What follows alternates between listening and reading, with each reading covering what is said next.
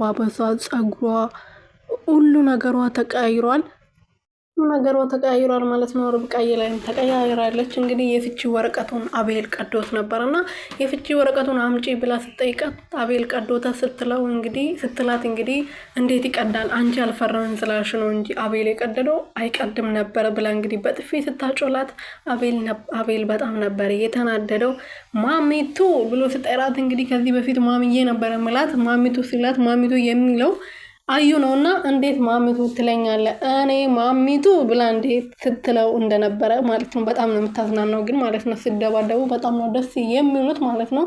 እና ርብቃዬ በጣም እያሳዘነችኝ ነው እውነት ማለት ነው። እና በማታውቀው ነገር ይሄን ነገር ነው ጥፋትሽ ብላ ብትናገር ጥሩ ነበር። ግን ጥፋቷ ሳትናገር ነው እንግዲህ የቀጠቀጠቻት ያለችው።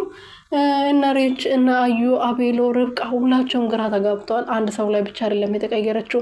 ርብቃ ላይ ብቻ ብትቀየር ጥሩ ነበር። የርብቃ የባሰ ቢሆንም ሁሉም ሰው ላይ ነው የተቀየረችው። ሬችንም እያናገረች አይደለም አዩንም ሁሉንም ሰው ማለት ነው። እና ግራ ተጋብቶ ሁላቸውም ማሚ ምን ሆናለች ሰሞኑን ብሎ ሁላቸውም ላይ ጥያቄ ፈጥሮባቸዋል ማለት ነው። እንግዲህ አቤሎ ከዚህ በላይ አንቺ መሰቃየት የለብሽም ከዚህ በላይ እዚህ ሆነሽ እዚህ ጭንቀት ውስጥ መሆን አይገባሽም ብሎ እንግዲህ ከከተማ ወጥቶ እያዝናናት ነበር ማለት ነው። እና እንግዲህ እዚህ ጋር ደግሞ መታለች ማለት ነው። የመጣችው ግን በጥሩ ሁኔታ ነበረም እና ሬችና አዩ በጣም አለማቸውን እየቀጩ ነበረ ብቻቸውን ቤት ውስጥ ሆነው ሶፋ ላይ ማለት ነው።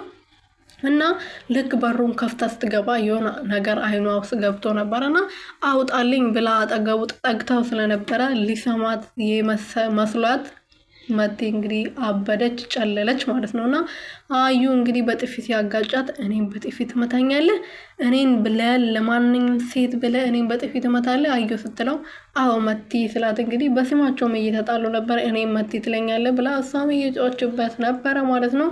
አዩ ግን ልሰማት ፈቃደኛ አልነበረም። ያኔው ነበረ ከቤት ጎትቶ ያስወጣት ማለት ነው። እኔ ምስጢሩን ልታወጣበት ብያስብኩ ብታወጣበት በእናታችሁ እናንተ ደስ አይላችሁም? ምክንያቱም እሱ ነው ቤቱን እየበጠበጠ ያለው እርሱ ነው ርብቃና አቤሎ አንድ ላይ እንዳይሆኑ እያደረገ ያለው ማለት ነው። በህይወታቸው ገብቶ ብዙ ነገር እያደረገ ያለው በገዛ ቤታቸው ማለት ነውና እውነቱን ቢታወቅ የአዩ ምስጢር ቢወጣ እኔ ደስ ይለኛል። መቲ ብታወጣው ምክንያቱም ለመቲ እየጠቀማት አይደለም ፍቅሩም ቦታም እየሰጣት አይደለም። ከማንም ጋር ገዳም እያለ ነው ከዛ በኋላ ናፍቀሽኛል ብሎ ሄዶ ከሷ ጋር የሚጋደመው ማለት ነው። እና እሷ በሱ ምክንያት ለሱ ፍቅር ስትል ነበር ከማታፈቅረው አቤል ጋር ስትሆን የነበረው ማለት ነው። ስለዚህ ምስጢሩን ብታወጣበት እኔ ጥሩ ይመስለኛል። እናንተስ ምን ታስባላችሁ?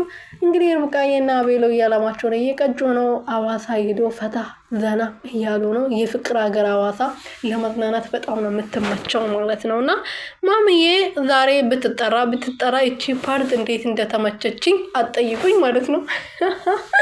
ወይኔና ለደረሺ የምሬን እኮ ነው። አዩ መቶ ሶፋ ላይ ቁጭ ብሎ ይጠራታል። እሷ መስማ የላትም ማለት ነው። እና ሴትዮዋ ምን ሆና ነው ደርቃ የቀረችው ብሎ አጠገቧ ተንበርክኮ ቁጭ ብሎ እየጠራት ያለ ሴትዮዋ ቲቪ ላይ አፍጣለች ማለት ነው። ማሚዬ ማለት ነውና ቲቪ ላይ አፍጥታ ነበር። ቲቪ ስታይ ነበርና እሱ ግራ ተጋብቶ ነበር አጠገቧ ጎንበስ ብሎ ሲጠራት የነበረው። ከዛ ሴትዮዋ ጨለለች። ምን ሆናች ነው ሚጢጥዬ ምን ሆነች ነው ብሎ ወይኔ እናቴ ሚጢጥዬ ምን ሆነች ነው ብሎ ከዝሯ ተንበርክኮ እየጠራት እዛ ጮኸችበት ማለት ነውና እንዴት ወደ ኋላ እንደወደቀ ልጁ እንዴት ሲያስቃችሁ እቺን ፓርት ገብታችሁ ይውት እንዴት እንደሚያዝናና ማለት ነውና እኔ አቤልና ወንድም ከየት ሄዷል ስትለው ወንድም ማን ነው ብሎ ሲጠይቃት አቤል ነው ያቺን ማትረባ ሚስት ተብያውን ሊያዝናናት ይዛት ወጣል አሉ። አንተ ለምን አልልክም ነበር ብላ እየጨጨበት ነበረ። ሲጀመር ደግሞ እሷ ሚስቱ አይደለችም በቅርቡ ከዚህ ቤት ትወጣለች ስትል ስጮበት ነበረ። አዩን ግራ ተጋብቶ አቋቋሙ ራሱ የሚያስቅና የሚያዝናና ነበረና አቤልዬ ለርብቃ እንግዲህ ቀለበት ሊያረግላት ተንበርክኮ ሬችን ጠርቷት እንግዲህ ተንበርክኮ ቀለበት ሊያረግላት ስል ርብቃዬ ግን ቀለበቱን አልቀበልም ብላለች። አልቀበልም በማለቷ ጥሩ ሀሳብ ነው። ምክንያቱም በዚህ ሁኔታዋ ቀለበቱን ብትቀበል ምንም ጥቅም የለውም። ማሚዬ ልታፋታችሁ ደፋ ቀና እያለች አሁን ደግሞ ቀለበቱን ትቀበል ሌላ ችግር ነው የሚፈጠረው። ስለዚህ ርብቃ ጥሩ ነገር ነው ያደረገችው ብዬ አስባለሁ። እናንተስ ምን ታስባላችሁ? የኔ ውድ የሆናችሁ ቤተሰቦች